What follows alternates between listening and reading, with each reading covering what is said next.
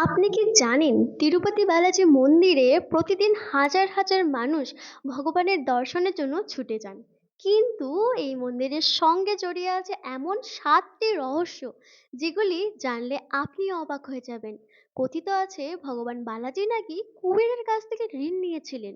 মন্দিরে আজও মানুষ নিজেদের চুল দান করেন। আর তিরুপতির সঙ্গে জড়িয়ে রয়েছে এমন এক প্রাচীন কাহিনী যা বহু শতাব্দী ধরে ভক্তদের মনে বিশ্বাস জাগিয়ে রেখেছে। চলুন জেনে নেওয়া যাক তিরুপতি বালাজি মন্দিরের এই ৭টি রহস্য। রহস্য নাম্বার ১। পৌরাণিক কাহিনী অনুসারে ভগবান বিষ্ণু যখন শ্রীনিবাস রূপে পৃথিবীতে অবতীর্ণ হন তখন তার বিবাহ হয় পদ্মাবতী দেবীর সঙ্গে। সেই বিবাহের জন্য প্রচুর অর্থ প্রয়োজন ছিল। কথিত আছে সেই সময় ভগবান শ্রীনিবাস কুবেরের কাছ থেকে ঋণ নিয়েছিলেন। আর তিনি প্রতিশ্রুতি দিয়েছিলেন যে কলিযুগের শেষ পর্যন্ত তিনি সেই ঋণ পরিশোধ করবেন। এই কারণে অনেক ভক্ত বিশ্বাস করেন তিরুপতি বালাজির হুন্ডিতে দান করা অর্থ আসলে ভগবানের সেই ঋণ পরিশোধের তাদের ছোট্ট একটি অবদান। রহস্য নাম্বার ২। তিরুপতি মন্দিরে প্রতিদিন বহু ভক্ত নিজেদের চুল দান করেন, কিন্তু কেন? ভক্তদের বিশ্বাস চুল মানুষের অহংকার এবং সৌন্দর্যের প্রতীক।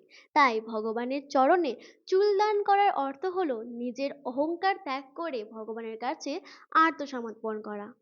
এই চুলদানের প্রথা আজও তিরুপতির অন্যতম গুরুত্বপূর্ণ ধর্মীয় ঐতিহ্য। রহস্য নাম্বার ৩। আপনি কি জানেন তিরুমালায় ভগবান বালাজির দর্শনের আগে বরাহ স্বামীর দর্শনকে অত্যন্ত গুরুত্বপূর্ণ বলে মনে করা হয়? পৌরাণিক কাহিনী অনুসারে তিরুমালায় এই পবিত্র ভূমি প্রথমে ভগবান বরাহ স্বামীরই অধীনে ছিল। ভগবান শ্রীনিবাস যখন এই ভূমিতে বসবাস করতে আসেন তখন তিনি বরাহ স্বামীর কাছ থেকে অনুমতি নিয়েছিলেন।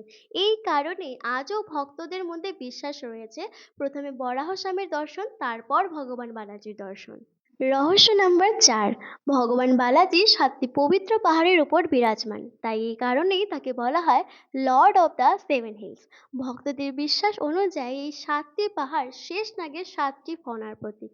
এই পাহাড়গুলির নাম হলো শেষাদ্রি, নীলাদ্রি, গরুড়াদ্রি, অঞ্জলাদ্রি, বৃষভাদ্রি, নারায়ণাদ্রি এবং বেঙ্কটাদ্রি। রহস্য নাম্বার ৫। ভক্তদের মধ্যে একটি গভীর বিশ্বাস রয়েছে ভগবান বালাজির মূর্তিকে দেখলে অনেকের মনে হয় যেন তিনি জীবন্ত।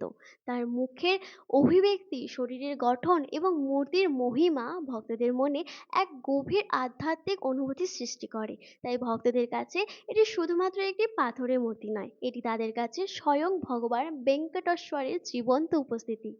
রহস্য নাম্বার ৬। তিরুপতি বালাজির হুন্ডিতে প্রতিদিন অসংখ্য ভক্ত দান করেন।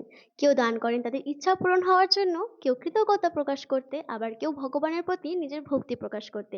কুবেরের ঋণের কাহিনীর সঙ্গে এই দানের প্রথাকেও অনেক ভক্তই যুক্ত করেন। তবে প্রত্যেক ভক্তের কাছে এই দানের অর্থ আলাদা। কারো কাছে এটি ভক্তি, কারো কাছে কৃতজ্ঞতা এবং কারো কাছে এটি আত্মসমর্পণ। ৭ নম্বর এবং সবচেয়ে বড় রহস্য, মানুষের বিশ্বাস।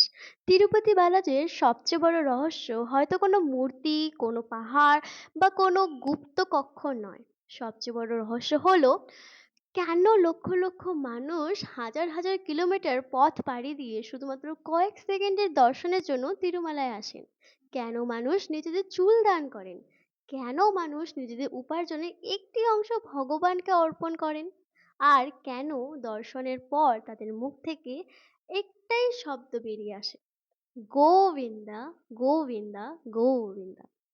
হয়তো এই প্রশ্নের উত্তর শুধুমাত্র যুক্তি দিয়ে পাওয়া যায় না, কখনো কখনো উত্তর খুঁজতে হয় বিশ্বাসের মধ্যে। তিরুপতি বালাজি শুধুমাত্র একটি মন্দির নয়, এটি কোটি কোটি মানুষের বিশ্বাস। কেউ এখানে আসেন নিজের কষ্ট নিয়ে, কেউ আসেন নিজের প্রার্থনা নিয়ে, আর কেউ আসেন শুধুমাত্র ভগবানের দর্শনের জন্য। গোবিন্দা।